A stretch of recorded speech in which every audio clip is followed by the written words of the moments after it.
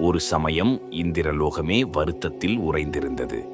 தேவர்கள் அனைவரும் இந்திரனின் வருகைக்காக காத்திருந்தனர். சற்று நேரத்தில் இந்திரன் அந்த அவைக்குள் பிரவேசித்தான். தேவர்கள் அனைவரும் சோகத்தில் இருப்பதைக் கண்டு என்னவாயிற்று என்று விசாரித்தான். அதற்கு தேவர்கள், அயோத்தி நகரம் முழுவதும் விழா கொண்டாட்டத்தில் திளைக்கிறது.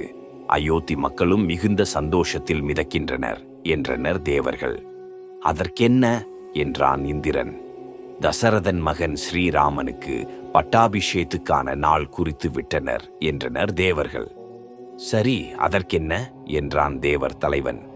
ஸ்ரீராமன் பட்டாபிஷேகம் செய்து கொண்டு அயோத்தியின் மன்னனாகிவிட்டால் அரக்கன் ராவணனையும் மற்ற அரக்கர்களையும் வதைப்பது எப்படி?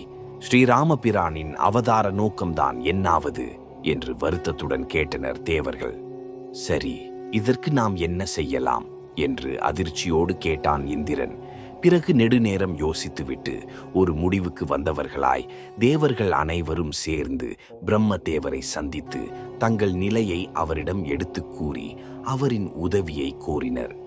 பிரம்மதேவர் சிறிது நேரம் யோசித்துவிட்டு அவர்கள் அனைவரையும் சரஸ்வதி தேவியை சந்தித்து வேண்டும்படியும் சரஸ்வதி தேவி என்ன செய்ய வேண்டும் என்பதையும் ஆலோசனையாக கூறினார். அதன்படியே தேவர்கள் அனைவரும் சரஸ்வதி தேவியை சந்தித்து நிலைமையை அவரிடம் எடுத்து கூறி தங்களுக்கு உதவும்படி வேண்டி நின்றனர். அதை கேட்ட சரஸ்வதி தேவி மிகவும் வருத்தத்துடன், நீங்கள் சொல்லும்படி நான் நடந்தால் உலகமே என்னை தூற்றுமே, இதை என்னால் செய்ய முடியாது என்று மறுத்து கூறினாள். ஆனாலும் உலக நலனுக்காக இதை அவசியம் நீங்கள் செய்யத்தான் வேண்டும். தங்களை விட்டால் எங்களுக்காக இதை வேறு யாரும் செய்ய முடியாது என தேவர்கள் சரஸ்வதி தேவியிடம் மன்றாடி கேட்டுக்கொண்டனர். ஸ்ரீராமன் வனவாசம் செல்வதற்கு நான் காரணமாக இருக்க மாட்டேன் என்று சரஸ்வதி தேவி மீண்டும் மறுத்து கூற தேவர்களோடு பிரம்மாவும் சரஸ்வதி தேவியிடம் வற்புறுத்தி வேண்டினர். அதன் பிறகு அன்னை சரஸ்வதி தேவி ஒருவாறு சமாதானமாகி தேவர்களின் கோரிக்கைக்கு ஒப்புக்கொண்டார்.